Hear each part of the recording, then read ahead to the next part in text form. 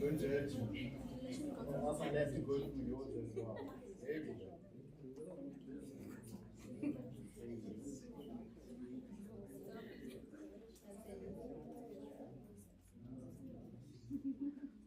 No, dat weer open.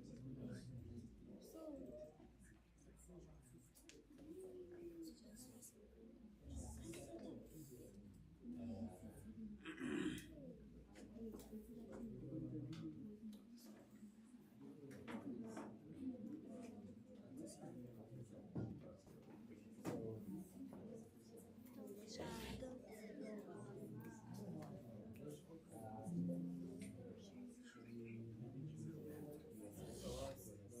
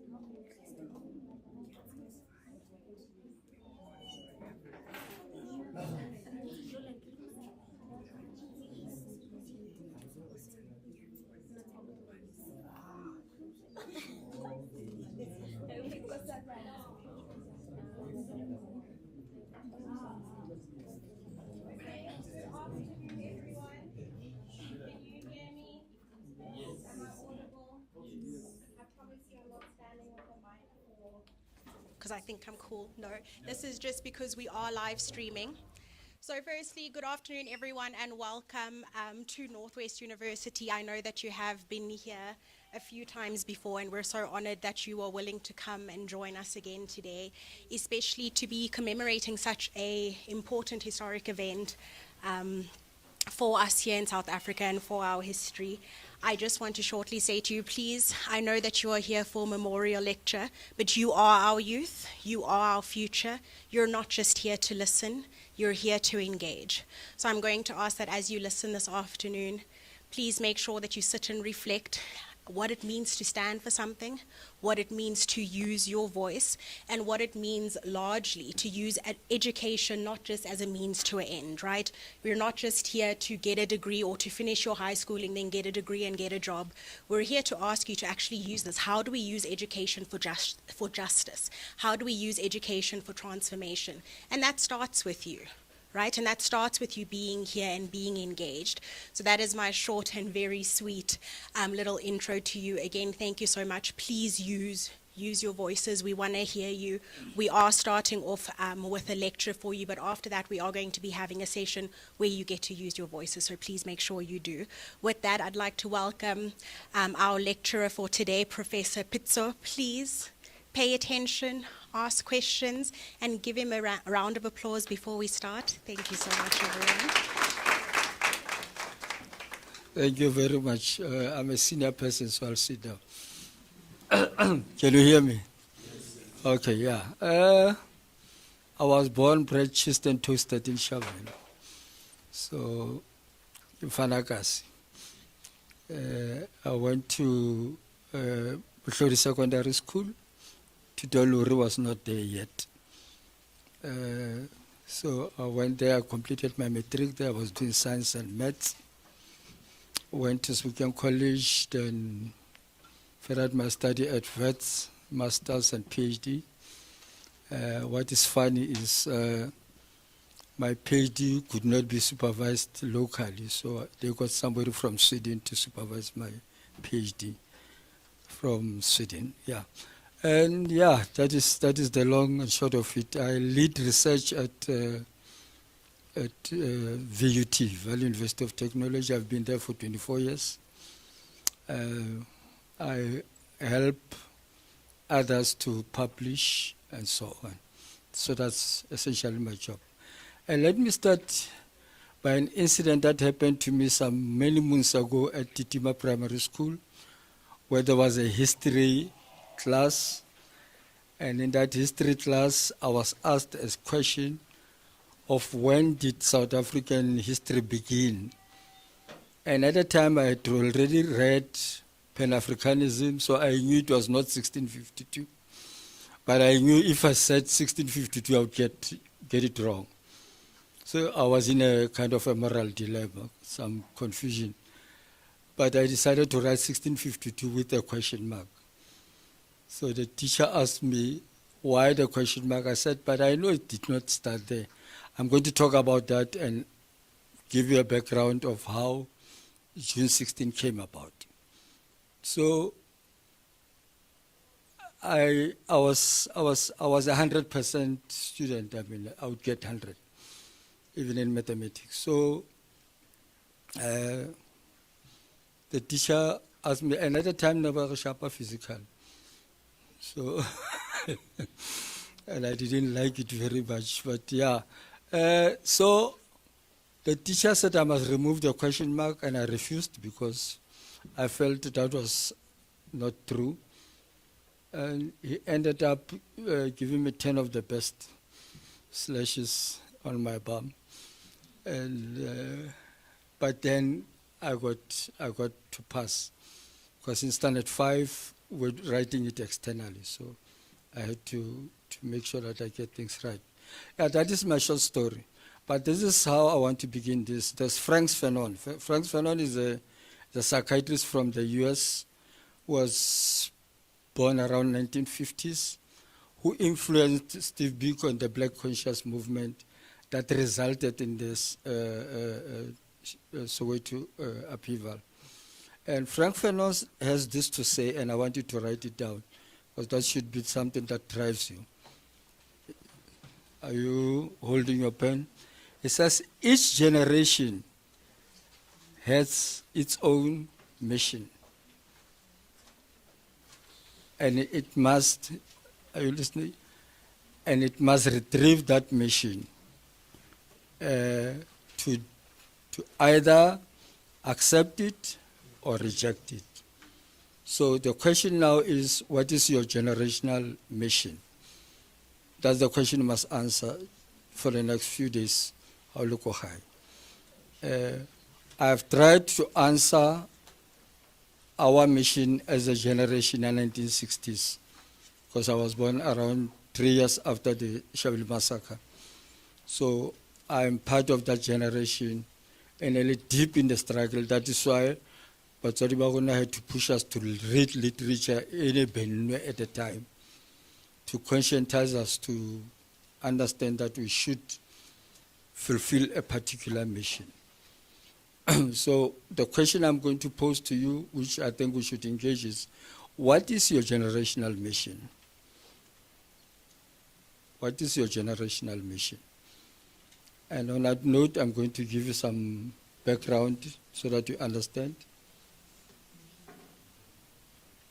Sorry. Yeah, this is how our society evolved over time. Oh, by the way, this presentation I'm going to present in Japan in the next few weeks, where I'm invited also as a keynote. So you have the opportunity to share that before them. Right, at the beginning, right here in South Africa, life began here. Whether people like it or not, life began in South Africa, in southwest of Kalahari. That is where the first original person was born, our own ancestor. We call him first universal common ancestor, VUCA. Right in Kalahari. I've been there, you need to go there. There must be an excursion through this program to go there and see where life began. So that is where it began, and then it went to, they then moved all over the world, and eventually they ended up in Mesopotamia, where the second generation of humanity started. It was around, I think, 13 before Common Era. That is where they are. But then something else happened around the 19th century in England, which is where civilization started, according to them. I'll debunk that myth soon. So the industrial society started in England. This is the people who brought everything to us. Then it moved on to the information society, the one that is influencing what we're doing now. It moved on to what is called Society 5.0. Society 5.0 is the smart society, super smart society, where we are now. And that is going to help you answer the question of what your mission is. It's at this point as we talk, we are in the super smart society. It's a technology-driven society. It's a society driven by AI. People will know that. But we are moving on to what we call a society 6.0, and that horrible word which I coined, hilo-anthropocene. This means the relationship between Earth and humans should be taken as sacrosanct. In other words, it must be respected. We live on Earth and we should respect Earth. So that is what Society 6.0 means. Our well-being depends mainly on us respecting and honoring the Earth that we live in. Forget about the rest of the stories you heard. Right, and then there's the last stage, Society 7.0. And I'm going to explain that. Before I do that, there are two others I want to quote here. One is Sharpeville. It's from USA.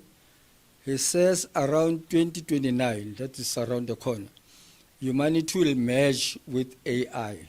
So we become part of AI, so that we become super intelligent. Otherwise, the machines will be too intelligent for us to cope with them. So for us to be able to cope with them, we're going to merge with society. It will be a voluntary exercise. If you want to remain stupid, you remain stupid. But if you want to be clever, then you'll merge with AI. And then the other one is Harari. Noah Harari from Israel. He says, humanity becomes its own project. In other words, if you lose your eye, we create one for you. You lose your hand, you get one. So it's easy. Life becomes very easy. So yeah, that is what Society 6.0 means. I'm arguing that there will be Society 7.1, our final destination. And in that final destination, there's that word Jamas vu. Jamas vu is the opposite of déjà vu. You know déjà vu? Yeah, déjà vu. You have seen this before. Yeah, Jamas vu means you have not seen it before. And it's about creativity. It's about creativity, and this is what I studied, and that is why nobody could supervise me, because universities are not strong on creativity. They are strong on transmitting knowledge, but not on creativity. They can't teach creativity. So that is why I'm an engineer. So that's why part of it was to say the very concept, the engine, the engineering, is creativity, it's ingenuity. So how can we take that away? That's the first thing. The second part is any subject that universities three things. It has history, it has theory, it has practice. But the problem is they've always put history aside, so that you don't think that there is a subject history in terms of your mathematics, in terms of your biology, but they have a history. And that history starts here in our country, in Africa. So that is what happens about that. Let me move on to the next step. Now I shape this to this. Mwanzo is the Swahili term for the beginning. Right at the beginning, as I already indicated, started in Kalahari, and this is where we are. And then there was the pre-colonial period. The pre-colonial period, when we're reading literature on Pan-Africanism, is that it started in Zimbabwe. There was what is called Great Zimbabwe. I know you're checking Zimbabweans out, but they are part of us. It's another debate. So there's great people, there's Mapungube, there's Congo Kingdom, there's so many Dogon people. There are so many kingdoms that existed at the time, very sophisticated. I was telling the people in mining that mining started in Swaziland, right here. Long before these people came, we already had mining. We were already trading. Don't believe what you're told. These are facts, they're available. Artificial intelligence is there, ChatGPT is there, DeepSeek is there. You just, I always argue, and this is a quote, to say, the ignorant people to this day are not those who are not read. It is those that live in ignorance in the presence of knowledge. I'll repeat that. You deliberately ignore knowledge, but it's available and it's there. And it's a source of greatness. So, yeah, that is what is the case. Then we go to the third stage where we are now. We are now in the post-colonial era. In other words, we've gone beyond Western civilization to incorporate knowledges from all other regions. So this is where we are at present. But we are moving to the fourth stage, Jamas Vu, the final destination. So that is where we are. I'm going to jump this.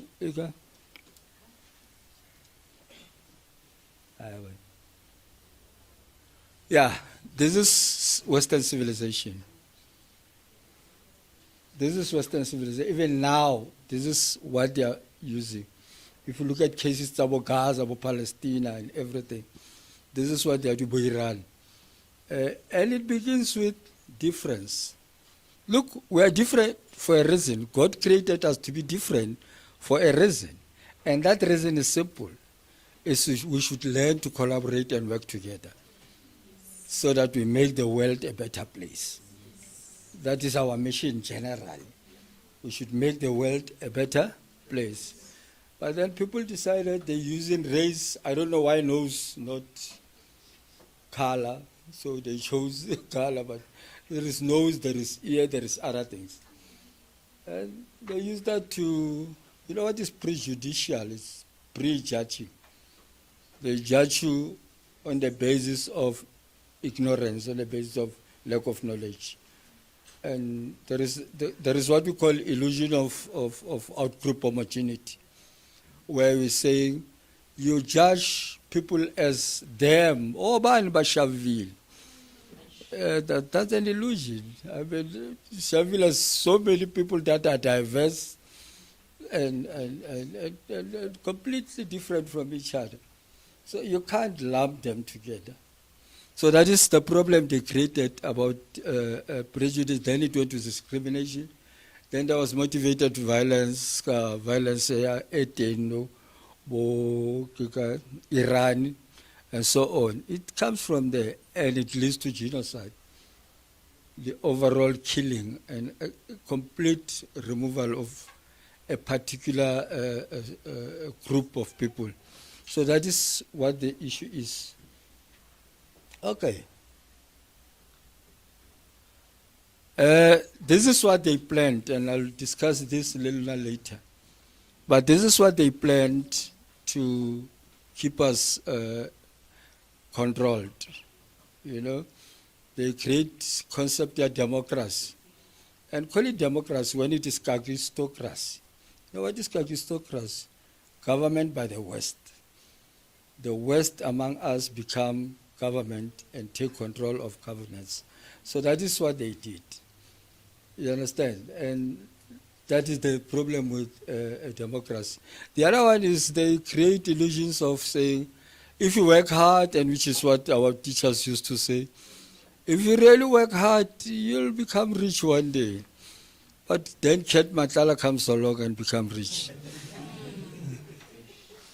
And then you wonder, but riches has nothing to do with it. And then there's a myth of employability. You work hard, you do your engineering at Tutoluri, then you secure a job. That is employability. They say you'll be employed, but who wants to be employed? I mean, we can all become our own bosses. Who wants to be a boss? Yeah, we should. Exactly. Yeah. That's a very important statement. Yeah. I'll keep it to it when we engage. Yeah. At VUT, I lead research and I report to DVC. And the other time we had a discussion, and I told him that, you know, the only boss I know is that fashion thing at Edgar's. I don't know of any other boss except that, because I'm my own boss in my own right. So to touch on toes, there's another one that is critical, but I've blocked it deliberately, about religion. You know what is beautiful about religion is based on belief. You know what is belief? Write it down and underline the root and tell me what it says. Because without that, it has no meaning. It's a lie. I know that reaction. That's why I blocked it. But we'll have further discussion about it. I'll explain why it is a lie. One is, for instance, Christianity started right here in Egypt. It was created by us. It's our thing. And then King Williams in England somehow created its own from it. There's also what we call Ethiopian Bible, which has 88 chapters, and it's available. More Google. You're most welcome to take it and read it. And you need to know that there are people, the people back created into Tertullian, Ethiopians, Iranians, are people from here, from Africa, from Ethiopia. So we created this thing. Yes, sir. Okay. I agree with some part of what you say. Some of it we created it, but I would say I'm not influencing you to look at a specific religion here, but I would say look at the historical evidence, what it says. For me, that's Christian, because the historical evidence, the manuscripts on the Lord Jesus Christ are incredible. So yeah, I would say focus more on the historical evidence. Focus more on what you think works for you. Don't listen to people. Right? Yeah, let me teach you something. We don't listen to what we say, we listen to research. So do research. Okay, and if you don't have enough material, come to me, I'll give you material. Okay. Yes, Osi? I like this. Yes. Sir, I heard you were asking what does the word mean, and I heard the lady said the word mean means life. So, by my understanding, I think the word believe means when you trust in something, like for example, kindness and love. We believe in kindness, we believe in love. So, for my opinion, I think belief is kindness and love. So, sharing love with someone, I think it's a belief because of like we're sharing the thing that God has to be made of. Sure. No, I'm not contesting that.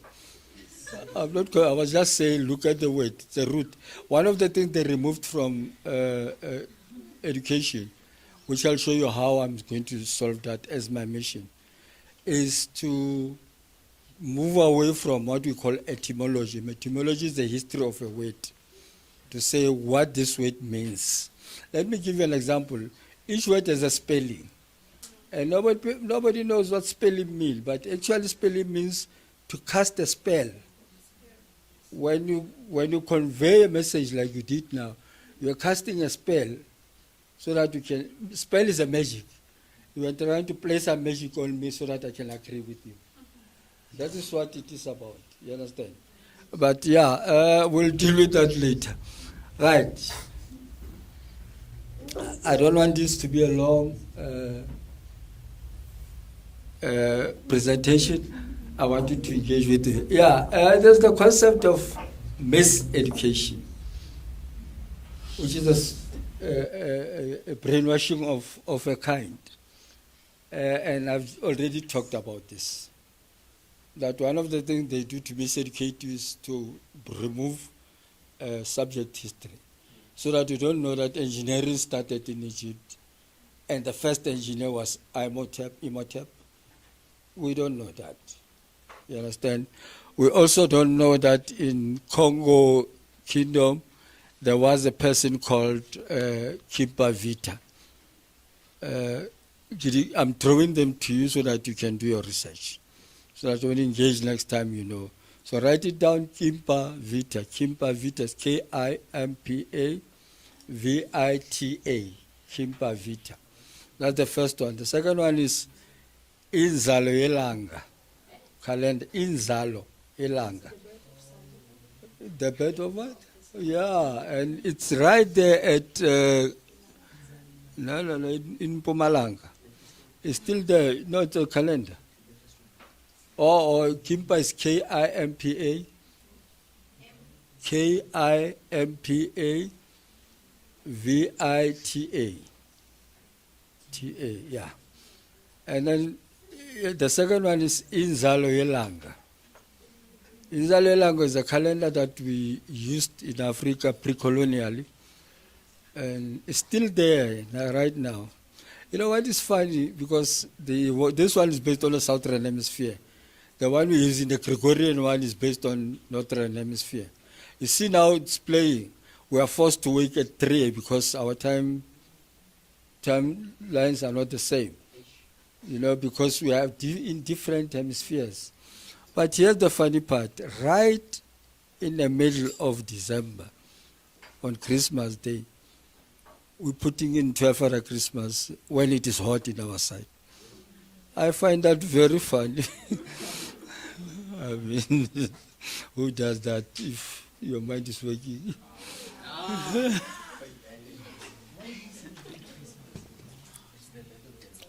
So, the other thing you must know is to realize that we belong to the southern hemisphere. And we must do all that is southern. I've started a project right now in Limpopo. It's a research project which has made me to develop a new research methodology. I call it Vukuzake research methodology. And that methodology, I make sure that those people become, you'll see in the next slide, I make sure that I distance them. I'll explain what that means. So that they can do things for themselves. And that's very important. Okay. Okay. This is back to the belief thing. There are two types of prayers. If you check my emails, you'll see I quote the second one, the Ramak Lost Prayer. It's my favorite because it talks about creativity. Google it, learn it, and be wise.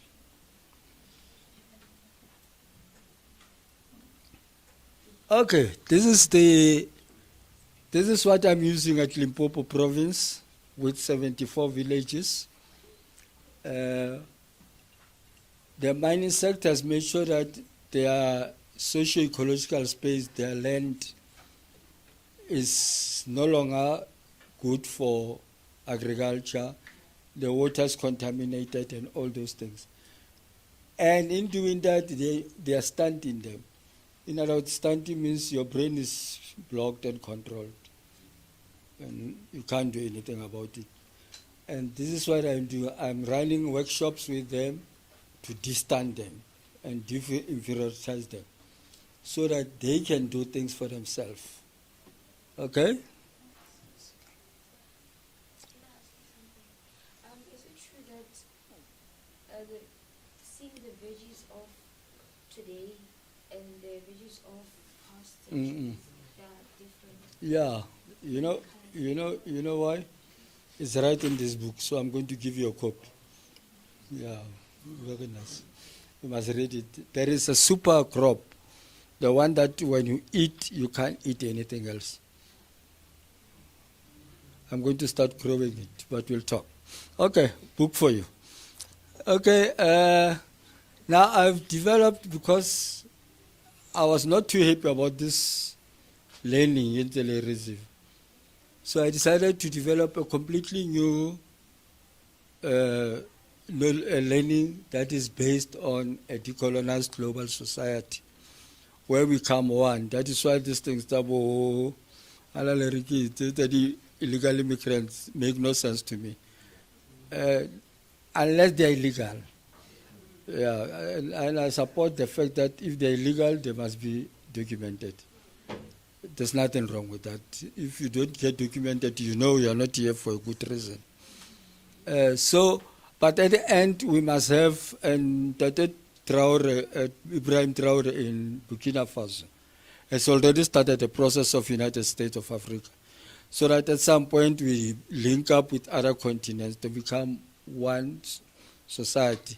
Right now, I think 3 days ago, as I was applying for visa for Japan, they told me it's no longer necessary.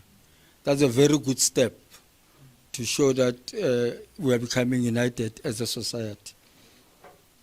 We belong to one God. Did you know that there's a certain organization in the whole global world that supports the No, I'm not aware.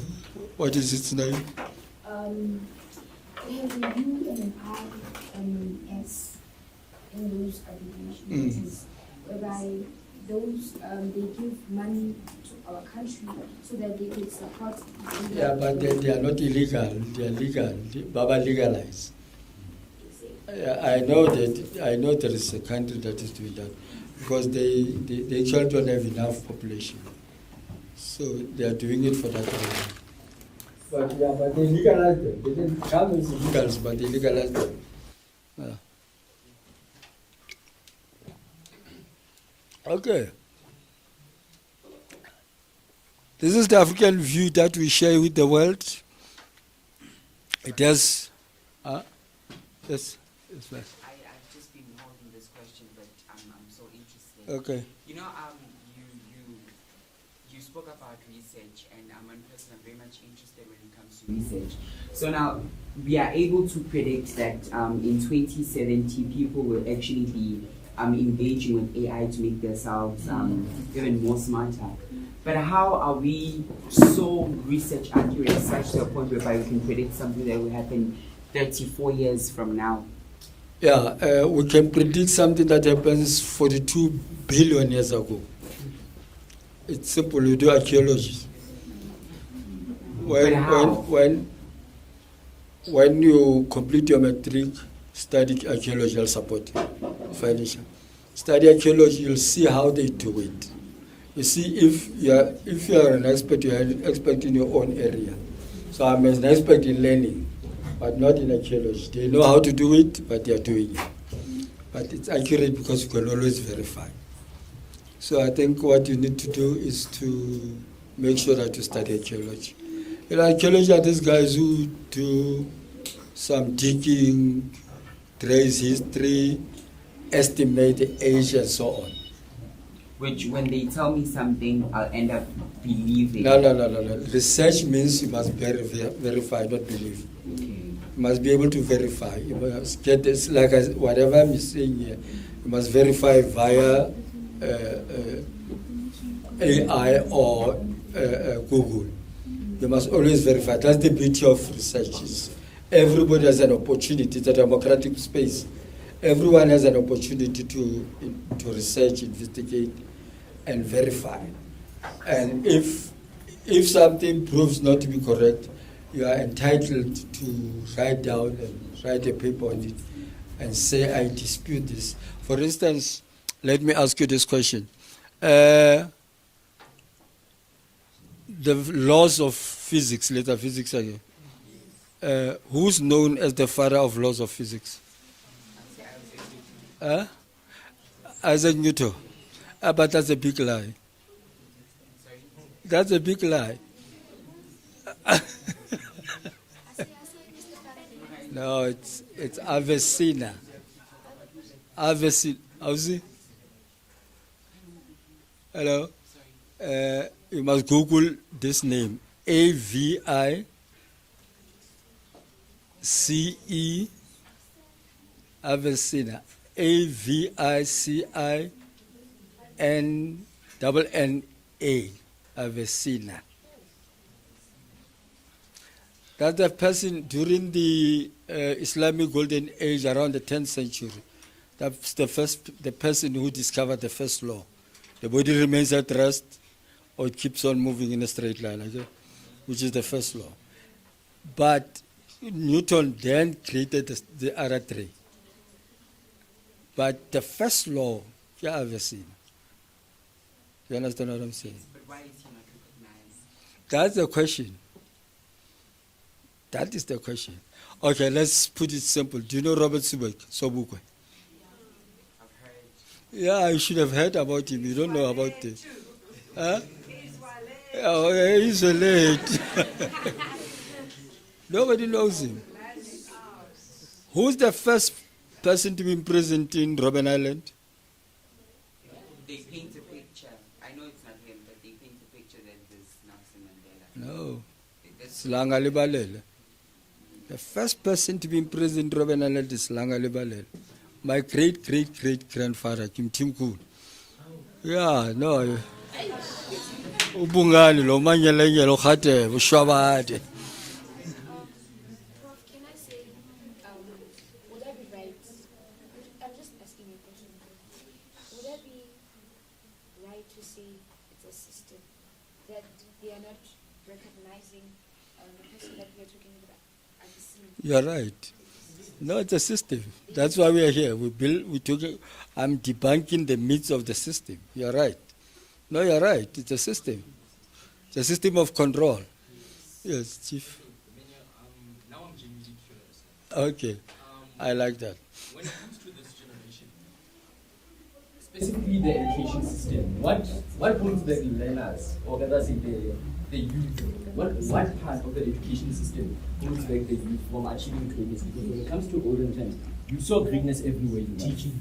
So now, what's holding back the new generation when it comes to the education system? Well, for me, to be honest, it's the system. It's a system. For me, it's a system. They've created a system that makes sure that you don't become too intelligent for their liking. People who are intelligent cannot be controlled, so they have a problem with that. You understand? You see, ANC can tell you now, you must vote for them. They don't care if there are potholes, if the education system has collapsed, if the rail infrastructure has collapsed. When you say the rent is dropping, they say they'll pick it up.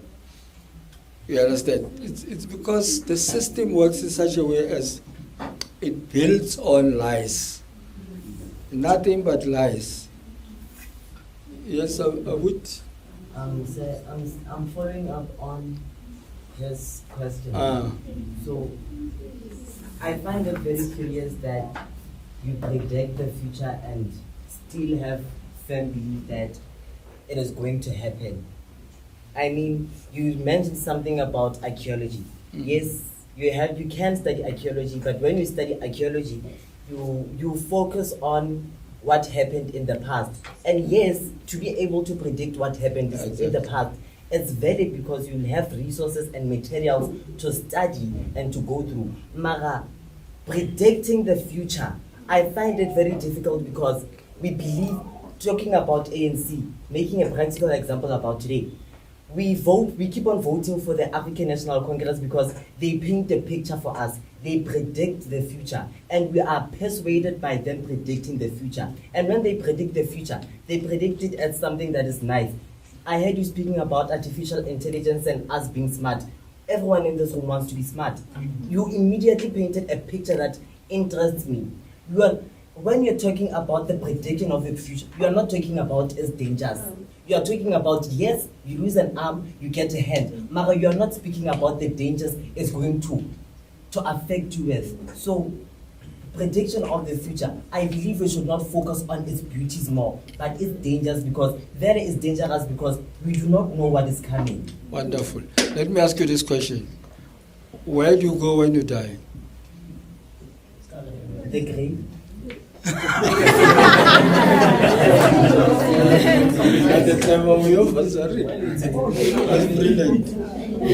Yeah. But the system has created a perception that you'll be going to heaven if you do good things. You understand? They are predicting for you, they are articulating that space for you. And that's the system. That's the system. Sorry, please. We're almost done. But I'm already engaged in legal outcome and I'm very happy about that. Yes.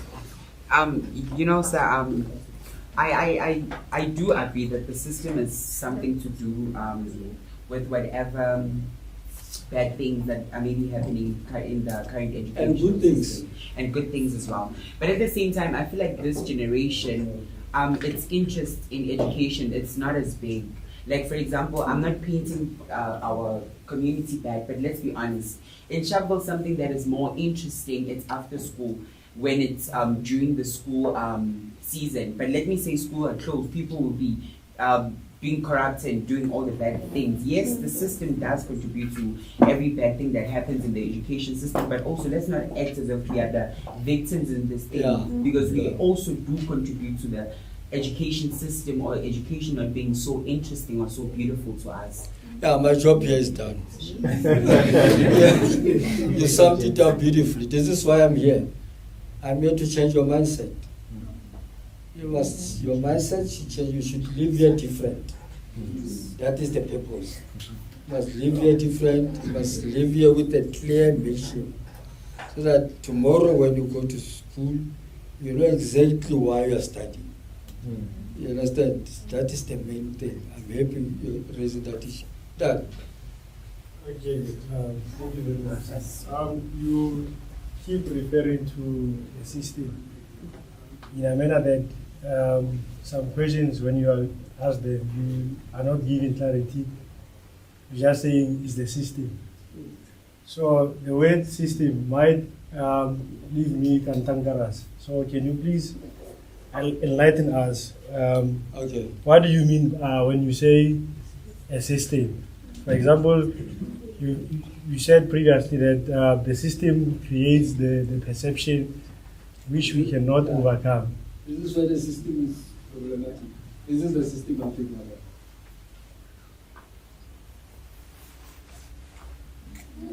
Okay, I understand this. Can you just make it like a very easy example to say that? Okay. That's who is the system now? If you're talking about Yeah. the system, because now this one traces back to history on how things were put for us to have this particular system. At the moment, like I said, during the Huntis period, there was no system. People moved around and did what they did. Then came the concept, authorship. The problem with authorship, you are like in the system, because what authorship does is we must defer to the next person. We must block our mind, or not even block, but not engage with what a person is saying. You know, we read things that people talk about, we listen to Mumbalula and so on. That's the system. Now, these are the people, the system, political system, economic system, cultural system, religious system. All of those systems work together to keep us where we are today. So I don't know if that helps you. Okay. Next question. You're a lovely daughter. Yeah. I actually want to say the system once believes that it's not really belief. It's a fact. Yori, the system wants poor people. Ask me why. Ask me why. I understand. It's because when you are at a poor state, your mindset doesn't think as a richer person. A wealthy person will think for the future, but you are asking for the bare minimum. Let's say now, that issue in this fast. They were asking for the bare minimum, like about 1.5. You understand? At a wealthy state can tell you I gave back and it fell more. But a poor person can ask for the bare minimum, and whereas government like one understand and I expect it, but at the same time, yes. I'm seeing more interesting voices, yes.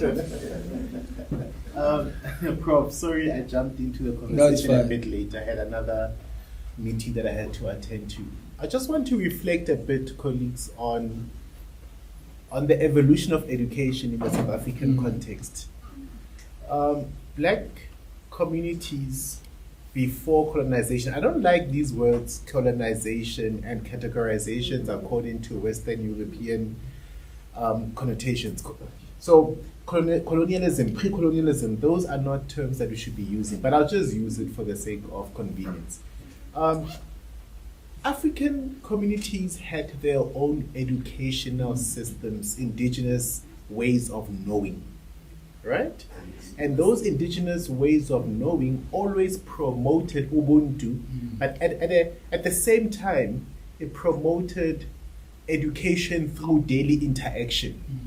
So when members of a certain African communities interacted, or listen, for instance, I'll give you an example, when they went hunting, it wasn't just about hunting as well, right? The educational value was hunting, but it was also conversations on how to navigate the veld.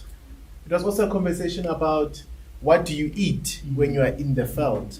It was also a conversation about how do you walk, how do you run. towards the prey. So there's 3 elements of education there. There's botany, right, which is your plants and everything. There is food. There's nutrition, which is what do you eat, how do you eat, and then there's physical exercise, right? The walking and the running, and of course there is a bit of veterinary studies that goes on there as well. And when you do catch the prey, how do you then open up the prey? How do you cut it? What type of meat do you eat? How do you conserve it? Do you see the educational value there? Yes. Now, let me show you what formal education did. The implementation of education at the Cape at that time was directed towards slaves, right? And the only purpose education was implemented was to teach slaves how to be slaves, right? And so when education was formalized, it took black community members in the indigenous environments and placed them in physical classes. What does that do? Now you attend biology. You learn biology on its own, right? Whereas biology was encapsulated with other. Do you see? So learning was very physical. It was very pragmatic. But that changed with the educational system. So over the years, the educational system was designed to create laborers, employees, never entrepreneurs. So when Prof speaks about systems, these are this is what's supposed to feed how you think about systems and what the purpose of systems are and were and how it has evolved over time. So fundamentally, what is the purpose of education? Does it perpetuate a certain system? And how do you then go against that system? Or how do you then move out of the type of constraints that that system forces you to be within? Hey, Prof, sorry. No, do it. No, sorry. I was just trying to voice out how the system works and interacts. It promotes socially empty trainability. You get trained not to engage the community or even help the community to succeed. That is how it is organized. That's why I've developed this new concept. I'll talk about it now. And the other thing is they moved away from what is called primary education. Primary education is exactly the indigenous education you're talking about. They put it aside. They did not want any interest to it. And the secondary one was this one, and the tertiary one. But what your emphasis is on primary education, which is the real education. And I'm working on that to make sure that we go back to that. I saw some hand. Oh, yeah. Well, in my perspective, adding up on what Mr. said, education actually, I would say, the purpose of education, it being in this world, is to in order to increase, but what would I say? The more people that pass, but there are fewer people that are working. And the things that we are taught from, they say primary school, they say we'll learn this in high school. And then when we reach in high school, they tell us we learn this in primary school. But then the moment we reach at university, and then we push ourselves to pass. Actually, what I would say, what I've heard, the things that we learned at high school, we don't learn them in university. It's a new syllabus, new everything. So what is the purpose of going to primary when they tell you that you'll be learning something in high school, but then when you go to high school, they tell you that you learn something in primary. And then the moment you reach in university, they teach you something new. So what's the whole 12 years of doing something that you're not even going to do forward? Exactly my point. I always say, kind of got chat GPT, about DeepSeek. What is the meaning of school? For me, the first one is let them teach me how to write and read, and creativity. Then I'll be for it. I just wanted to add on what you're all saying. I genuinely believe that there's a system that's going around with this. I don't know where it's from, I don't know how it started, but I know there's a system. But something I want to add on is that it doesn't just come from the education system, it comes from what we watch as well. Because a great example of that is, let me make an example of a cartoon. I'm not sure if you know this now. But it's called Regular Show, actually. Regular Show. It was my favorite cartoon when I was growing up. So, What is the name? Regular Show. Regular Show. Regular Show. Oh, okay. Yeah, it's anything but irregular. What, you know, when it came to growing up watching Regular Show, what it helped me learn is don't give a damn what anyone else thinks. And I'm not, yeah, don't give a damn what anyone else thinks. There are learners of my school here. They know me. They know that as soon as I decide I want to do something, I'm going to do it regardless of what they think. When I decide I want to do something, I do it. But then again, there's that thing where, like, when you watch something, there's this image that goes in your head that says, no, if you do this, no, that's bad. If you have this type of confidence, now people will laugh at you. Like, I'm not sure if you know this concept, but it's called BP, the black pill. It's basically teaching kids nowadays that if you have good looks, then you'll succeed in life. But that's not true. You need to develop a personality as well. You need to develop things that will help you as well. So now, my point is that the system doesn't just come in the form of education. It comes in what you watch and what you listen to. Because some of these rappers and singers and what we watch, especially Love Island, I know you guys watch that. What? Be careful. But I would say focus more on what you're getting into your brain. Because what you're watching, what you're listening to does more than what you think. Yeah. Wonderful. Give this man a bell.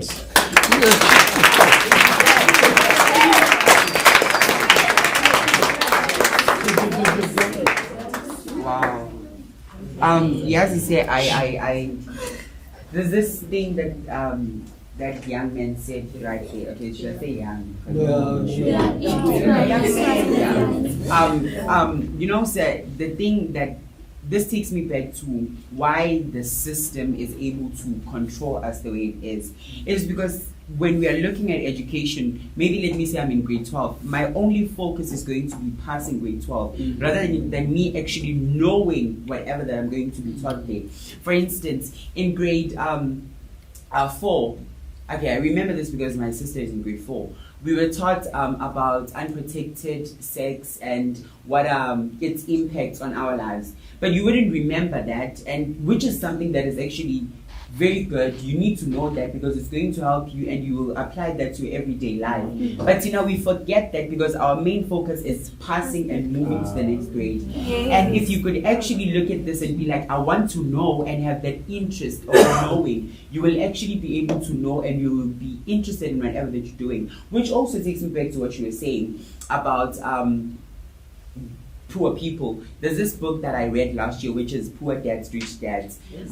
It was basically saying that the only reason why rich people are actually rich, it is because they don't focus on saving money. They are focusing on investing. And then when they invest, they will get more because, of course, investing is going to help you get more. Which, as black people, that is what we're focusing on. We're letting the system control us, not that it is controlling us because it's just controlling us, but it has the power to, because we are vehemently giving it the power. Yeah, yesterday I was with this guy from Bedfordview. He says to me, you know, I was born in privilege. I don't know poverty. And my problem is, I think poverty is not something that should be here. All people should be living, okay, God has created enough for all of us, we should be sharing so that we all become okay, not rich, but okay.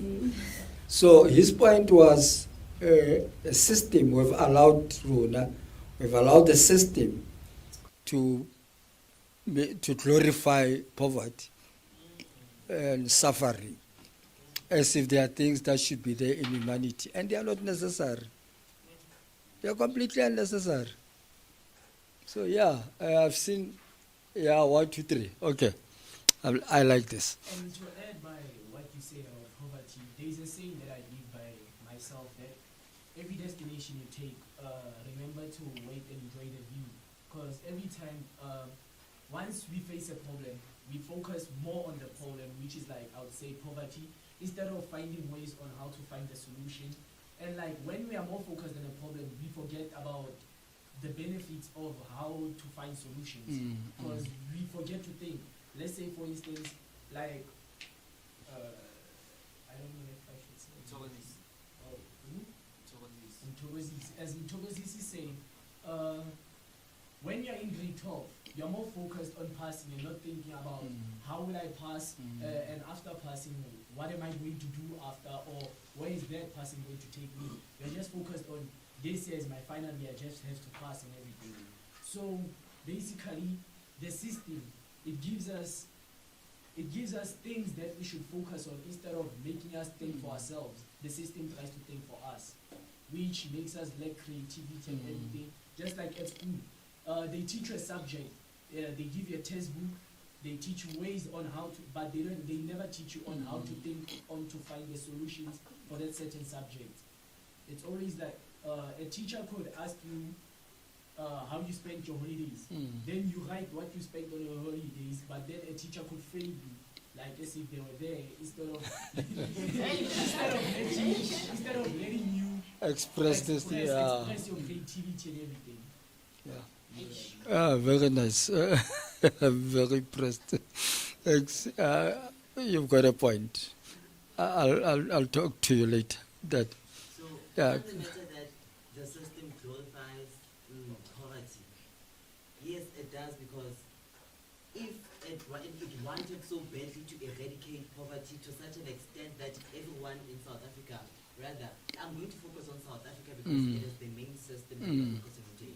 If it wanted to focus on everyone being rich or being in the upper middle class or in the elite, it was not going to make it so that in informal settlements, basic human rights are going to be catered for. Because it is an informal settlement. It means that poverty harbors within that place. So if you want people from that informal settlement to be part of the upper class, you are not going to provide for those basic needs. Sure. Because part of the upper class. So you are going to work hard for them to be part of the upper class in order to eradicate poverty. 350, you are supporting them that continue being poor. We are going to feed you, just remain poor. Sure. So the system is Giving you fish. Yes. It gives you fish. It does not teach us how to fish. Yeah, that's the thing. To torture cliche. Yeah, I'm writing a book. I call it, to talk about the system, I call it How to Catch a Monkey. Just put something shiny in front, and the monkey will follow you. And we are not monkeys. I've seen. Sir, I wanted to ask because of I'm lost according to I heard you talk about AI, saying AI we all want to be brilliant because of AI, because of we have AI.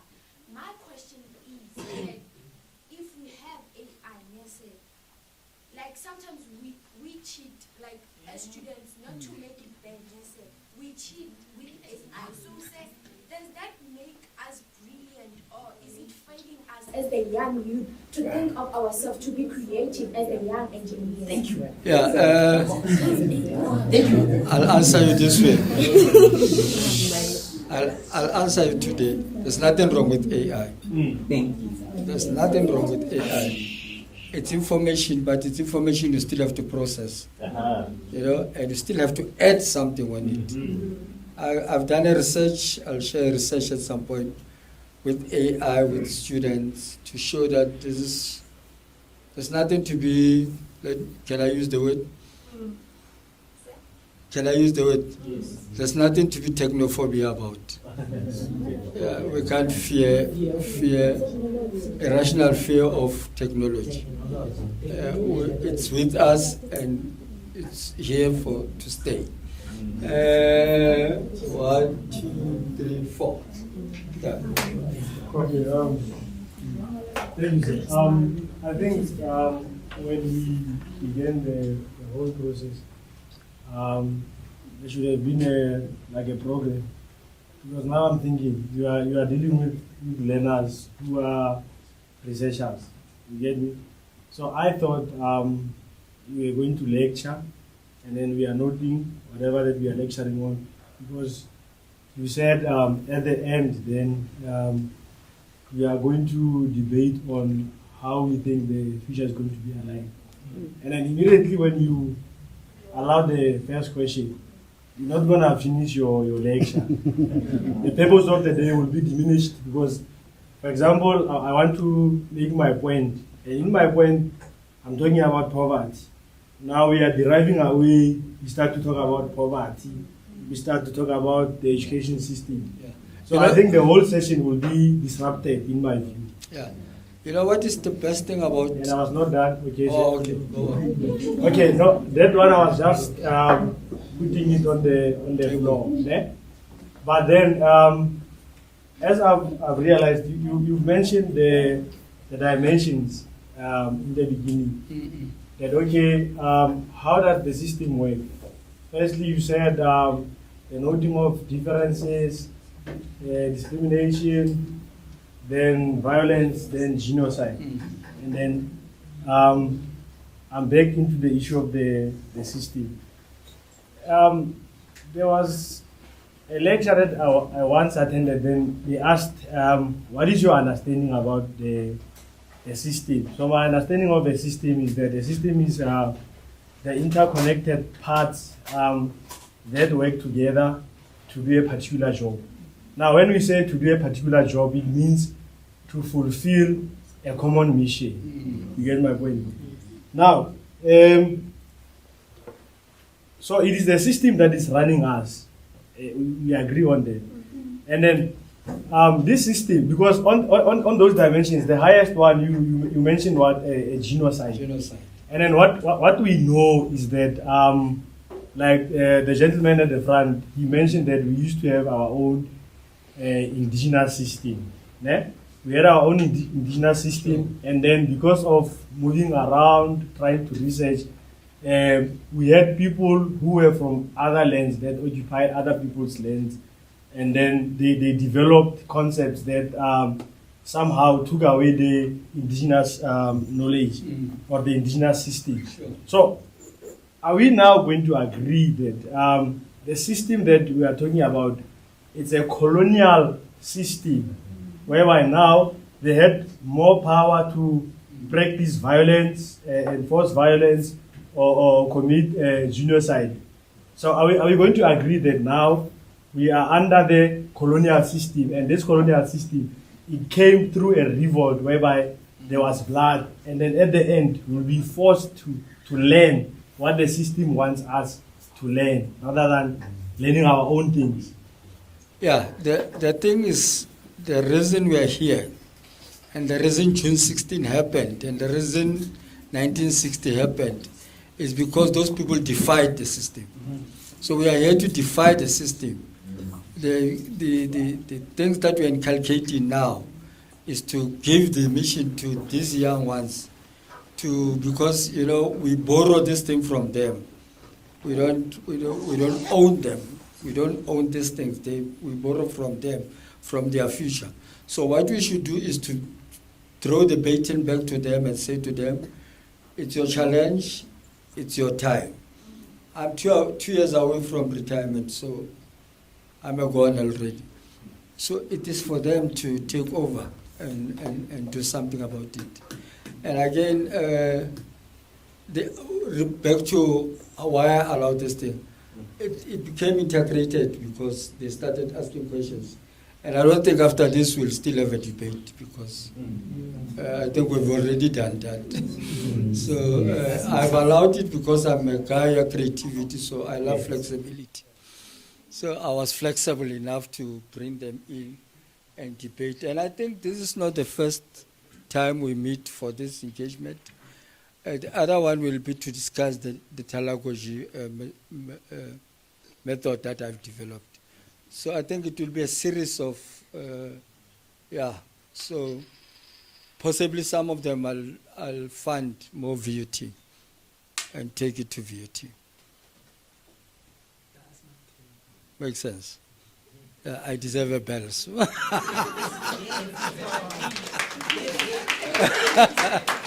Anybody, I remember, I have 10 minutes to go. Okay? 5. Oh, 3. Right. Can we do this because there are people invited to engage this matter further. So can we allow them also to start running this thing? Should not be a one-man show. I know I'm big, so my things can be big. So yeah, so let me allow those people to come in and take this matter further. Let me also quote Nelson Mandela in his last speech in Parliament. His best speech, his best quote ever. I thank you.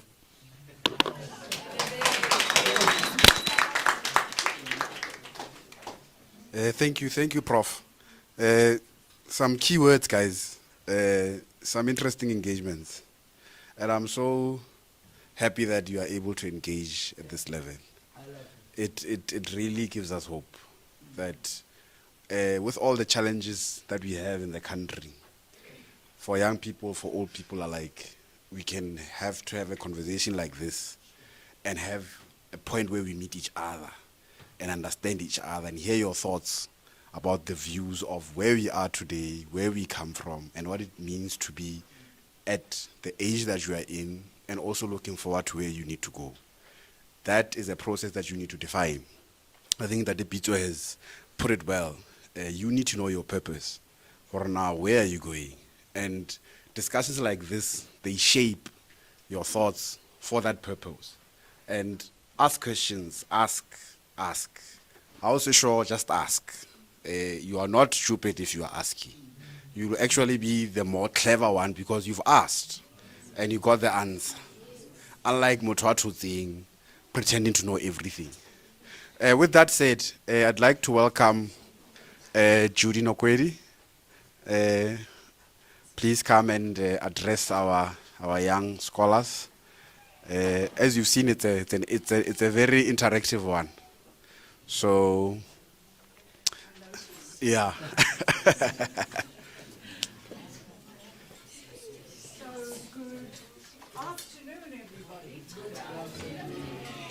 I must say, I'm very excited to be here. Sharpeville is a very, very special place for me, and as I share my journey, you will begin to understand why. But I want you to look at the person in front of you. Okay, you're going to have to turn around the front row. I want you to really, really look. Look at each other. Really, really look at each other. Because the person you are looking at, hopefully in 40 years' time, they're going to be your best friend. The person you are looking at hopefully will continue to challenge you over the next 40, 50 years. Your partner may be in this room, your first marriage, your second marriage, unmarried, could become your business partner when you decide to invest in crypto or not. God forbid is going to employ you, you're going to employ them. All right? So that person that you are looking at, just remember who that person is. Because the question I'm going to ask you, is this where your future begins and continues to evolve? So when I was listening to many of you, I come from a culture where we were to be seen and not heard. To be seen and not heard. And times have changed fundamentally. But the question around who was the first person on Robben Island, there were many people on Robben Island long before the PAC and the ANC. The first person was actually from the First Nation. And I just felt it's got nothing to do with what I'm going to share with you today. But it's important, very important, that we know where we come from. Because you can't go anywhere if you don't know where you're coming from. And it's very important not only to ask questions, but to seek the answers. We can all ask questions, irrelevant questions, relevant questions. And people always say there's no such thing as a stupid question. But in the question, what are you seeking to answer? What do you ask and why do you ask? So the first person was actually a Kukui man. A Kukui. K-H-O-E. K-H-O-E. First Nation. Was Harry the Strandloper. Now, my favorite story is, because I always say my name is actually Krotoa, because when you say, I come from the lineage of Krotoa, she was the first woman that the Dutch imprisoned. She was 11 years old, and she's referred to as Die Meisie van die Kaap, Eva. Her name is Krotoa, sometimes K-R-O-T-O-A. At the age of 15, and she spoke her own language, the language of the Kokoi or the Keku, depending on which strand of indigenous history you follow. At the age of 15, she had mastered Portuguese and Dutch. She became the first multilingual woman since 1652 when the Dutch came to South Africa. And she was the master negotiator. When our own people thought she was selling them out, telling the Dutch about the way in which the Kokoi lived, she eventually turned it against her, and that's when they banished her to the island. She died a miserable death. So for all of you in the room, honor the history of Krotoa. Say after me, Krotoa. Krotoa. Krotoa. The first major, she is our matriarch. And in fact, most Dutch people fail to accept and acknowledge that their lineage comes from her. She actually is the architect of Afrikaans. I just thought I'd throw that in. And today I want to talk to you about dreams. Dreams. Some of you have had your wet dreams. I'm not talking about those dreams. I'm talking about dream before you arrive. And I'm going to share with you my own reflections 50 years after 1976. So everybody's been going on and on about Mamdani's speech yesterday and this amazing quote he gave. You know, Mamdani, the mayor of New York. We all know this, that it's very easy to jump onto the bandwagon when things become trendy and popular, and then you guys are so woke, whatever that may mean, and wokeness is so old. But justice is not measured by where you stand after the verdict is delivered. It's got nothing to do with Kat is guilty, Khan is guilty, all of these are guilty. It is around where do you stand while they are busy debating this issue? Where do you stand on corruption? Because justice is measured by where you choose to stand while things are happening, while you are living your life. When March and March continues, where do you stand before the 30th of June? Not after the 30th of June, not after the 14th of July. So I'm very, very excited to be here today. And it is an honor to be with such amazing young people like you. I've just heard you, I feel you. And Sharpeville, it's an even greater honor for me to come to Sharpeville. Because Sharpeville is not just a place or a space, it is sacred.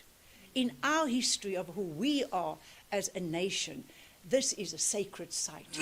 And in many cultures, we celebrate sacred sites. We go to sacred sites to remember why it is sacred. Because here in Sharpeville, ordinary men and women performed extraordinary acts of courage. They came when Sobukwe started the anti-pass movement. They came unarmed, they came peacefully, they came believing that no law could extinguish human dignity. No law, no system. They came because they believed. And on the 21st of March, 1960, more than 69 people were brutally massacred. More than hundreds were wounded, and their blood became part of the price of our democracy, the democracy you are sharing. Today we honor them. I honor them not simply by remembering how they died, but by asking, are you living a life that was worth the blood that they shed? In everything you do at your own age, and I think some of you are ranging between 15, who's the youngest in the room? Any 14-year-olds, excluding the boy over there with the headphones, 14 to 19. And Robert Mangaliso Sobukwe, in fact, we made a film on Robert Mangaliso Sobukwe. And I must share it we showed it last year at the Vaal. It is a beautiful film to honor the history, because he was almost written out of the history of South Africa. The ANC did not acknowledge the role that he played, because he potentially could have been a greater man. He was, for me, my hero is Sobukwe, before Mandela, long before Mandela. And the ANC were determined to write him out of the history. He was the only man on the island that was imprisoned on his own in a separate section of the island. The ANC were all together, the members were all together. He was fed chopped glass, his guts were ripped to pieces. That's what they did to Robert Mangaliso Sobukwe. I must share the film, Aubrey. Thank you for inviting me from Sinam so that you can show it. It needs to be seen so that you get an understanding of the brutality of apartheid. And he always said, there is only one race. Finish it. There is only one race. What it comes after. There is only one race, the human race. Please repeat it. There is only one race, the human race. And you're supposed to know that. You come from Sharpeville. May we never stop striving to make those words a lived reality. Today we remember another generation, my generation, the generation of 1976. You ask these questions. We were a generation that believed that education was not about passing exams. It was not about passing exams.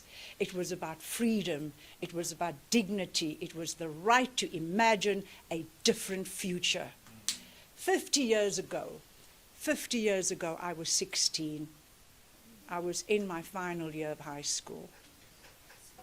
And like many of you, I was thinking about what I was going to do if I finished school, wondering what I should study, imagining a future that was going to be different, a future where I was not to be defined as a colored woman from the Cape Flats, but as a black woman, a South African black woman, an African black woman. My blackness is who I celebrated then and even now.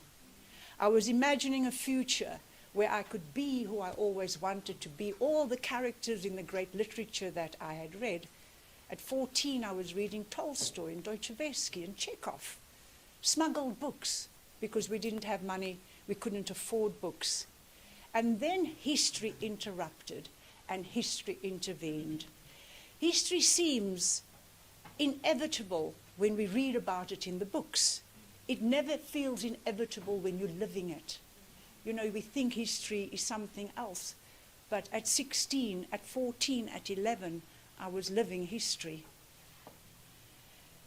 We did not wake up at the age of 16 and 17 that day in June that we would become part of history. We were simply young people who believed injustice should not have the final word. We did not want to be taught in Afrikaans, even though that is my first language.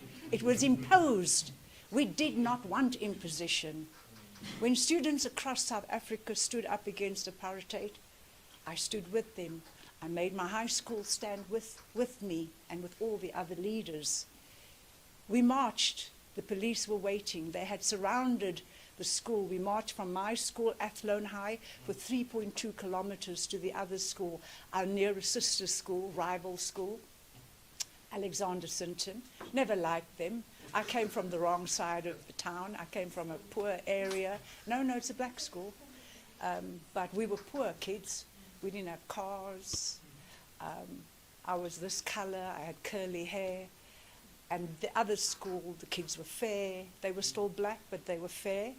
Then those days, you know, we were not, I'm not a yellow bone by no means, because yellow bone has a different connotation. And word got round, so when we got to the school, the police had already surrounded the school.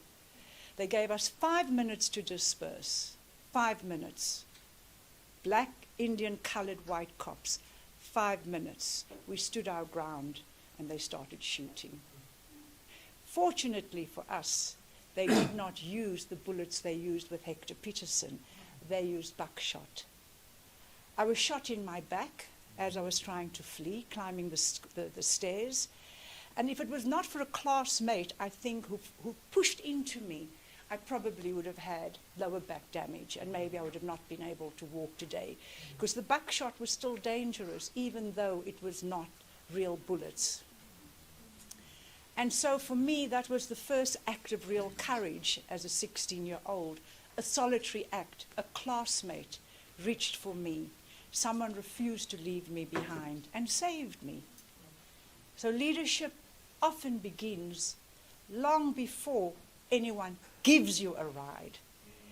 People often ask me, what do you remember most about that day?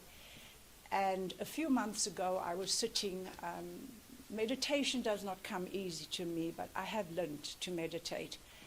And it was so interesting. And for the first time in 50 years, I felt physically ill.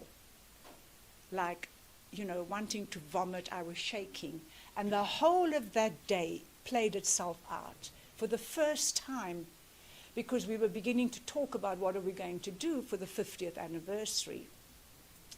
And a comment was made by a non-South African, oh, you should really forget about it. You should write everything down, put it into the fire, the Western world, and then you burn it and it goes away.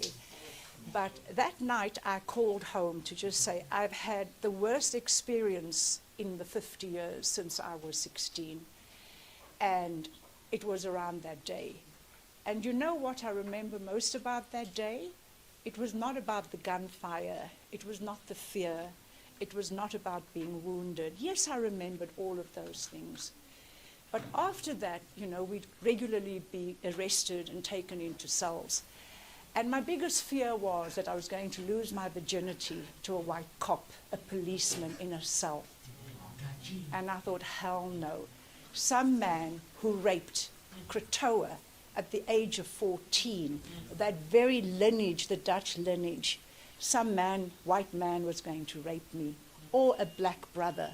Somebody's father, somebody's uncle, somebody's cousin was going to rape me in a police cell. And I thought, and I always remembered, would I live to be 18? Would I even survive being 18? Because my friend Ashley Krill was shot dead. Hector Peterson was shot dead at 15. So for many of us who were 16 in 1950, we wondered if we would actually live to turn 17 or 18. 50 years later, I'm still standing. And at 16, like you, or older, you should not be asking, are you going to live beyond that age? Are you going to lose your virginity through forced sex? Which many of us, our young girls, are going through. Their first sexual act is not one with the boy or the girl that they love. It's by someone who has the veracity and the audacity to take your virginity as an 11-year-old or as a 12-year-old. We should be asking ourselves, like you already started asking, why am I going to study? What I've chosen to study, because in grade 9 I must choose my subjects. We should be asking, who will I become? Not what will I become? How will I make a difference? Instead, for us, in 1976, what apartheid did for us is they tried to steal all of our dreams, not only our opportunities, which were very limited. They tried to steal our certainty, our innocence, our belief that tomorrow belonged to us. And you know what? It failed. They couldn't take it away from us. And I always say today, people will say to me, you're 67 today and you behave like you're an 18-year-old. I said, no, I'm not behaving. I don't want to be 18. But my youth and my adolescence that was taken away from me, I live every day as if today's my first day. Because I didn't have a childhood. I didn't have an adolescence. And I was not allowed to do all the things I read about in books. We didn't have it where I grew up. We were forcibly removed to this horrible area. Nothing grew. We had no water. We had no toilets.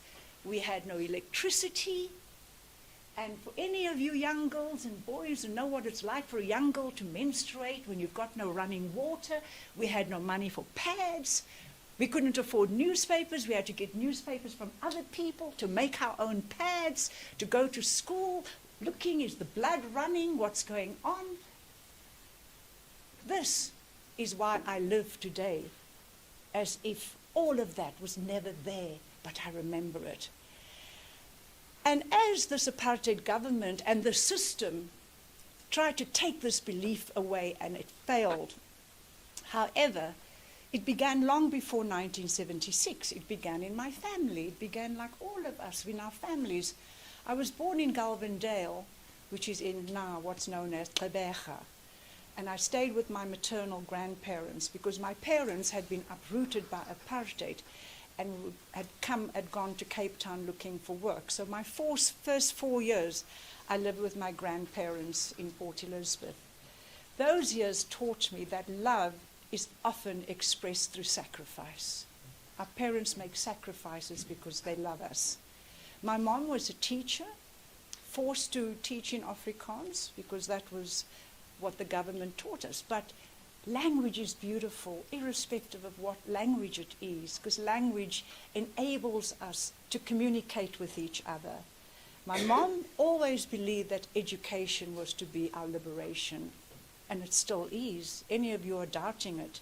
She taught me that learning was never simply about acquiring knowledge. It was about becoming fully human. My father taught me something equally important, because he had a very bad childhood. He was given away because he was born brown. And he was very violent, my dad, very violent. But he knew no other way, because wounded people wound other people. But in his violence, he also loved his daughters. I've got 6 brothers, and I have a sister. There are 8 of us. But my father taught me that circumstances, and even today, none of my brothers have lifted their hand to their partners, even though they witnessed my father's extreme violence. He did also, this life of contradiction was that you must never allow your beginning to shape your destination. The shack must never enslave you. Spike Lee said that. Don't allow the shack to shackle you. Think beyond the corrugated irons and the guns and the violence and the drugs. So when we settled finally in this colored area with nothing, we did not have wealth, but we had something which was even more important. We had community. We were resilient as a community, and we had faith, and we looked out for each other. Everybody looked after each one. One child belonged to everybody. It takes a village to raise a child, and that's how we grew up. I attended a Catholic school, which was run by Catholic nuns, and they believed that every child should be treated and every child deserved dignity. They ensured that we had a piece of bread every day with a piece of peanut butter. They gave us Vidalin, which was a vitamin, so that we would not be stunted, because if the brain is stunted, you can't learn, you can't grow. That was my first experience of a feeding scheme, and that is why I believe in the feeding scheme. I've always promoted, and in my corporate life, made sure that we could support feeding schemes, not only the government's feeding scheme. They also taught us to love learning, not to pass exams, to love learning. The side thing was that we had to pray a lot. They also insisted that we love God. Okay, but you know, we got the bread, we had to love God because the bread was good, especially the peanut butter. I still love peanut butter today. They taught us to speak with confidence, to believe that our voices mattered. So without using the language of leadership, they were creating leaders. Books became our passports. I lived through books. I dreamt through books. And I loved studying. I really, really loved learning, even today. I may not have been the smartest kid, but I got the best grades because I loved learning. I loved to study. I really did. And every page in every book that the domestic workers brought home from the white homes, those pages took me somewhere that apartheid could not curtail. Apartheid could not control the imagination, creativity, nor the brain. It took me beyond Cape Flats, beyond Table Mountain, beyond the sea, into a world of possibility. And for years I looked across the city. From the Cape Flats you can see that beautiful mountain, and you could see UCT sitting on the slopes. And to many people it was simply a university, but for me it represented possibility, a way out. Then we didn't have the PSL, we didn't have all these escape routes. I mean, today boys have soccer, it's not the same for girls. I also learned very early on that to survive where I grew up, I had to learn how to run with the gangs. But I made sure that I was the gang leader. I never dated any of the gang leaders, but I controlled the gang leaders. Because that was the way you made sure as a girl that they were going to protect you. There's a very famous bunch of brothers, the Stachy brothers. They were burnt miserably in Cape Town, and they were my friends. And I dreamed a long time that one day that I would walk through those gates at UCT. And I did. We didn't go to school after June 16. That was it. We shut down the schools. The doors of learning were closed, but we kept learning. Every day we had study cells. We taught each other. We were better teachers than most of the teachers, I might add, because we understood what we were struggling with. If I couldn't understand, I knew that my friends couldn't understand, and together we solved the problems. So against all odds, I finished my first degree and went on to study some more. And the first time I walked into that lecture hall at UCT, I studied under a permit. Every day you had to produce that permit. The cops would ask, show me your permit, because you had no right to be here, like in Sharpeville. But you took it out because you wanted to get the degree. And I wondered whether I truly belonged. Perhaps some of you ask yourself that question today, do you belong? And I want to answer it for you. You have earned your right to be exactly where you are. As you sit here, whether you're in the lecture hall in a few years' time, you have earned your place. You belong wherever you choose to be. And that's the power of education. It helps you develop agency. It teaches you how to think and to ask the difficult questions and then try and find out, was that the correct answer? Not to challenge the person giving you the answer, because that's where humility comes in. Think to yourself, I don't know if I agree with her. I don't know if I agree with him. Find out for yourself. Then, when I said, look around, make sure that you share that answer with your friends. Education teaches you how to challenge assumptions, how to recognize that institutions, like societies, are created by people and can be changed by people. Knowledge carries responsibility, the responsibility to act, the responsibility to serve, and to leave things better than when you found it. Do you want to ask a question? No,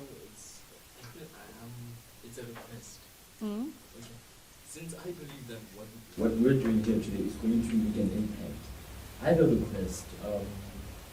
I'd like us to add a law that says, or maybe like something in like a subject where we can teach young men of today how to actually like take care of women, because you mentioned that you were scared of being sexually assaulted at a very young age. No, the word is rape. Yeah. We can be fancy about it. Okay. It's rape. Yeah. Okay. You were afraid of being raped, and that's fair. That's very fair. Because when we look at the men in this generation, a lot of them are what's the word? Unsafe. Unsafe. Yeah, and stupid as well. A lot of them. But I feel like it should be taught. I'm genuinely grateful to my father, my brothers, and everyone and every male that has been in my life, because they taught me how to actually take care of a woman. They taught me on how to actually treat a woman. So I feel like there should be a subject to teach you how to actually to do those things, you know. Look, I'm not disagreeing with you, but the single biggest force is no law can dictate how you have to behave. We have the best laws in this country. You, as young people, you need to call each other out. Because if you're silent, you're complicit. If you're silent and you see these things and you don't take your buddy and say, well, now that is not on. You cannot say that. You cannot do that. You can't look at him or her like that. It doesn't matter what you get taught. Do you live it? That is each and every one of our responsibility. You were talking about, I don't want to get distracted. I want to finish what I've got to say. But it is how you live that will determine whether you're going to respect. If you don't respect yourself, you can't respect another. But we don't understand what respect means, what respect looks like, because around us, on the screens, on the devices, everything is toxic. And how do you navigate all this toxicity? But you have to sit with each other. You're at school every day. You hear what the boys say about the girls. And you as the girls, you hear what the girls say about the boys. And you have to decide, is that okay? Is it okay to look at the teacher the way you're looking at the teacher? The answer, the power is with you. So people sometimes that joke, I mean, Aubrey didn't share with you what I do for a living and what I've done for a living, but they would always say, Judy's your man, right? And it was okay. I always understood what they meant, because when something needed changing, something needed disruption, they could call on Judy, she's the man. They used to joke, I used to say, I've got bigger balls than any man in this boardroom. Challenge me when we sit in the boardroom. Bigger balls than all of you. More testosterone than all of you. Dare to challenge me.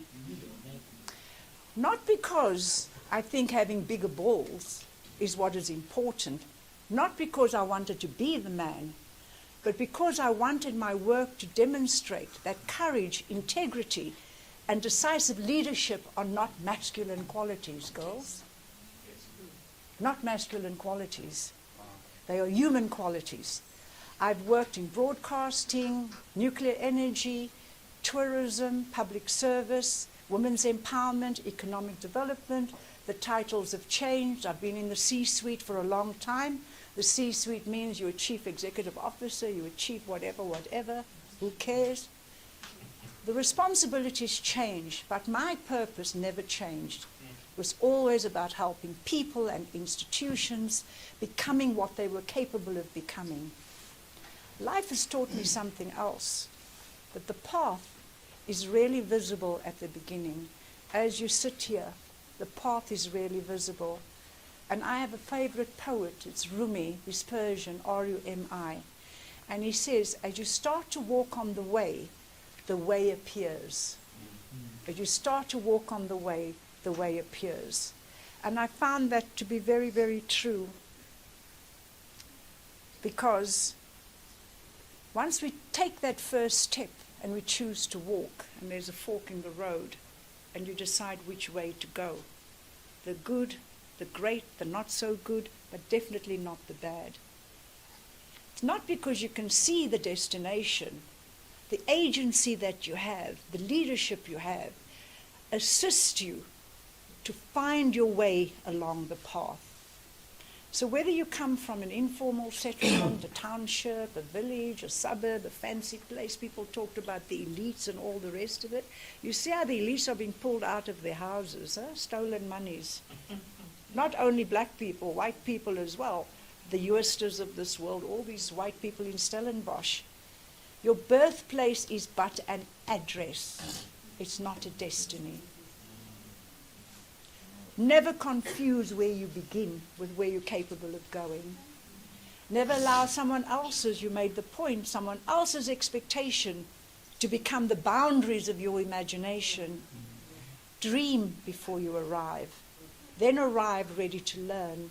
Arrive ready to seek answers. Arrive ready to work, ready to fail, ready to get up and begin again, ready to serve, ready to leave. Because your future will not be built by chance. It will be built by the decisions you make, the values you choose, the courage with which you act. And one day, maybe 50 years from now, you will stand where I'm standing with other learners, welcoming another generation. When that day comes, I hope you will be able to say, I did not simply inherit the future, I helped to create it.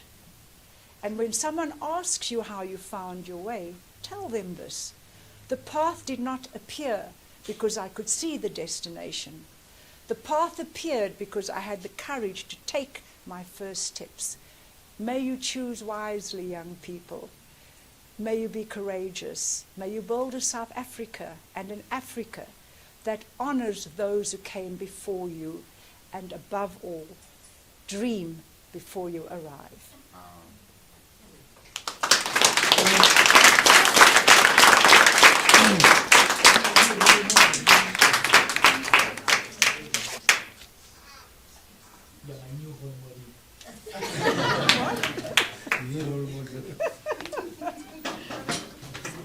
Ladies and gentlemen, again, just a round of applause.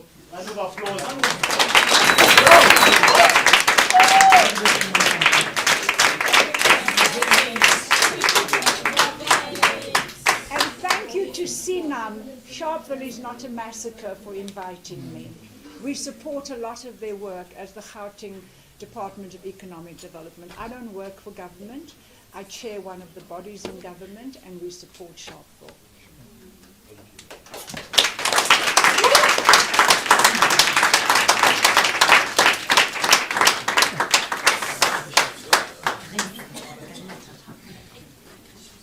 I still have goosebumps. I still have goosebumps. Shoo.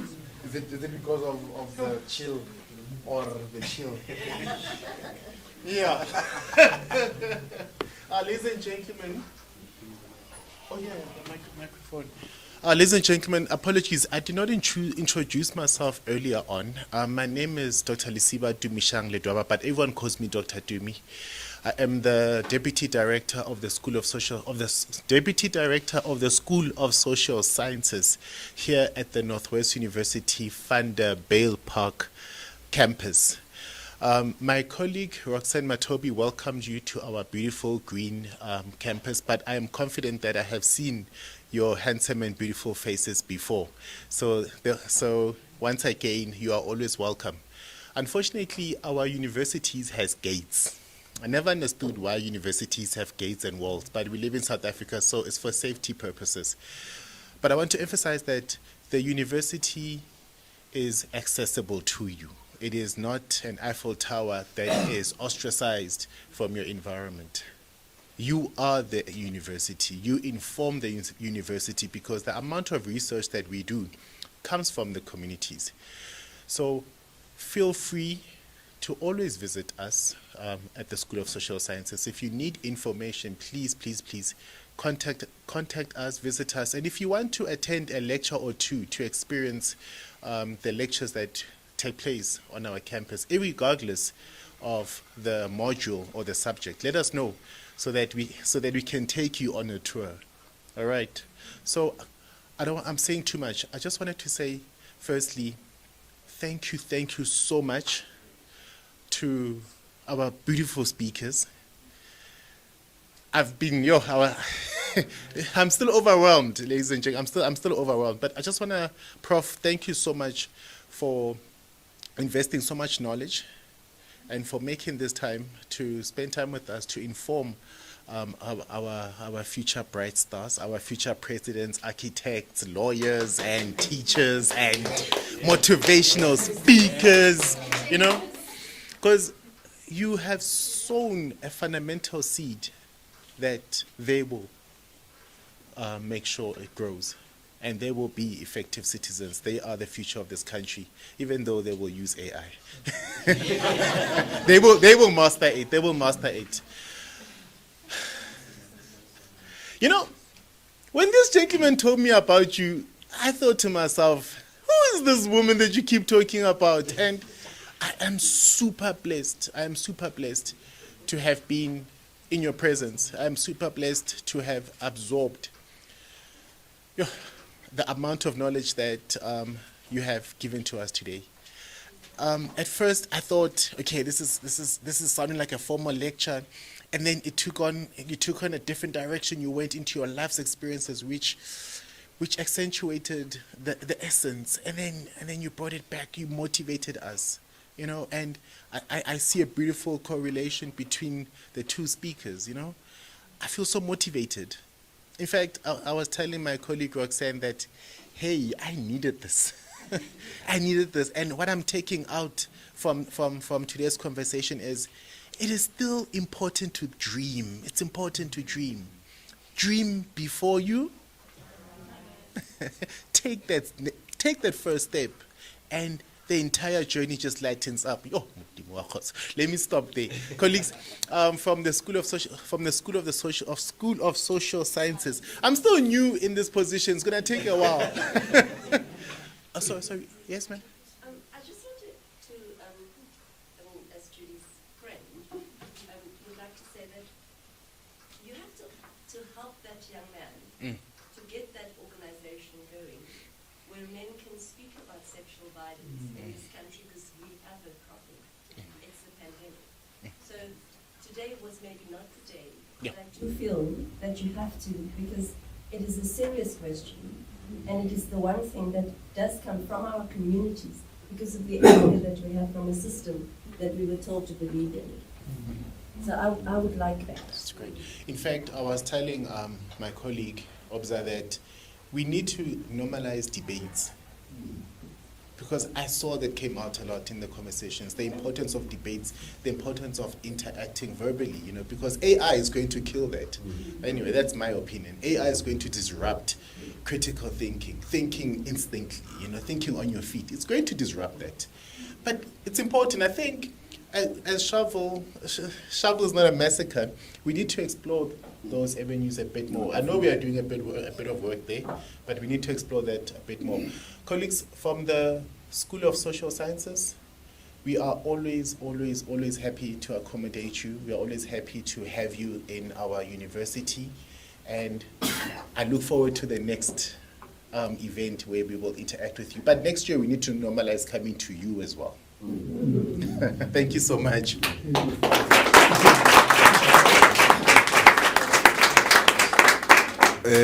I think Datil Dwaba has summed it up nicely, guys. Thank you for being here. Let's keep them rolling. Iskaba the first, Iskaba maybe one of you guys might never experience this again. You will have access to us on all our social platforms, as Sharpeville is not a massacre. And through the recommendation that has been made now, we actually have one of our board members who's running a show. He's actually doing a show on radio, CDBing FM. So he's already started that journey in terms of creating a platform for male figures to express themselves, to talk about their problems, whether it be sexually related or otherwise, career-wise, etc. So maybe it will be worthwhile to integrate the work that we do. Linda Demarab. His name is Thabo Marab. But we'll take that conversation further, definitely. Linda, I made a mistake of not formally introducing myself. My name is Khwabani Lidimo. I am one of the directors of Sharpeville is not a massacre NPO. And with me, I've got my colleague. But before I give him the mic, thank you guys, and we will do it again. We need to do more of these things. And please, don't be shy. Try to get hold of us. Try to speak to us if you have any ideas of things that we can do, whether it be this setup or other setups. We are always welcome. We always welcome ideas. Thank you. Thank you very much. Can I get a Sharpeville is not a massacre? Sharpeville is not a massacre. Once more? Sharpeville is not a massacre. It sticks. It's a spell. Right? It's a spell. We are dispelling the spell. Right? And thank you very much again. My name is Chaba Hwaile. I'm one of the directors of Sharpeville is not a massacre.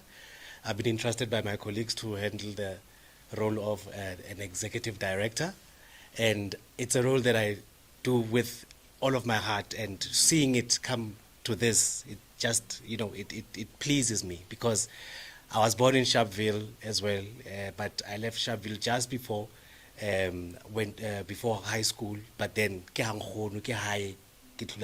so every time I go out into the world and I tell people that I'm from Sharpeville, and every time, every person anywhere in the world thought, oh, that place where the massacre happened, so that bothered me, and hence we are here today to dispel that knowledge and to change that narrative. And we are happy to host you, and these are going to be bigger and better, and they do get bigger and better, and the quality gets better. Ntate Pito, thank you so much for bringing your knowledge to the future. Judy, thank you so much for always giving us a high five. We appreciate your presence. And our special guests, I hope you guys have taken something from this experience, and you will tell others, and you will encourage others to follow Sharpeville Massacre on TikTok, on Instagram, on Facebook, and also on YouTube. Thank you.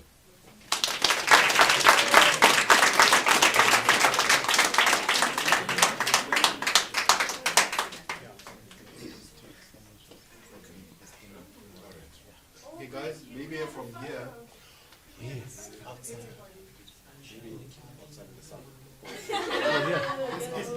Maybe we should keep this. We can, or put the banner here. Okay, yeah, let's do that. I was waiting for the partner to work on the decarbonization. Oh, I love that. I love it. Its own session. So just a small announcement, ne? Guys, just a small announcement. As we leave, there will be sandwiches and cold drinks to take with as you go to the bus. And then to our senior guests, we will be going to books and beans, just to have light refreshments before we depart. It's within the instruct. On WhatsApp, if you've got issues, reach out to me. I'm not available to marry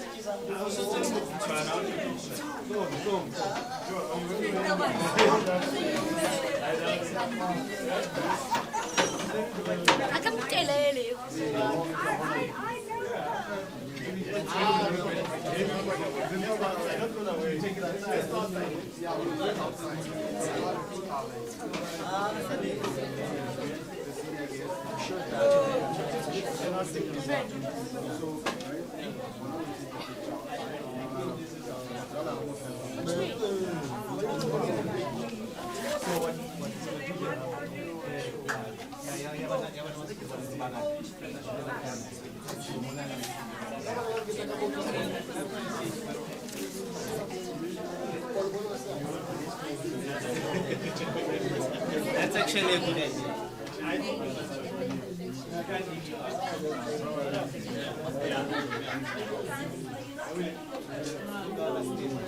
Are they not taking the photo? Have they taken the photo?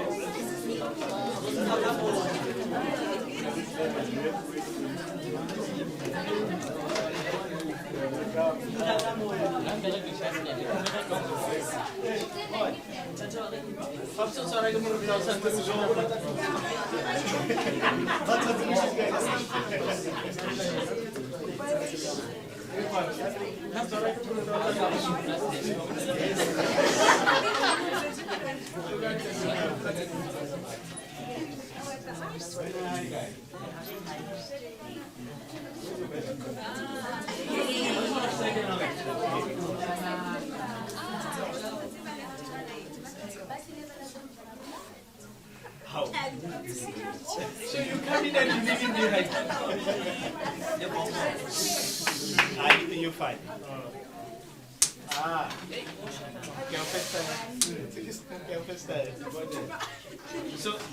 So to all of you, whilst the doctor is setting up, you realize the title has nothing to do with the work. Yes. It does.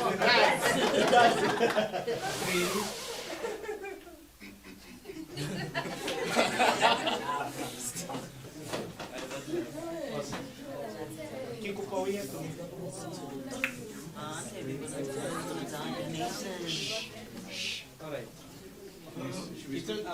Kita ko paul ko watumele tatel jawan. Watumele or you're not in the Restoration.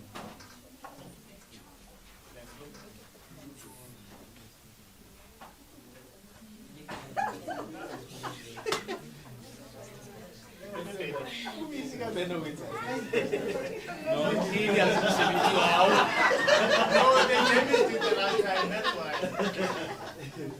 Okay, are you ready? Yeah. Give me a big smile. I'm a teacher and I smile. Okay, you come join. Outside. Oh, sharp.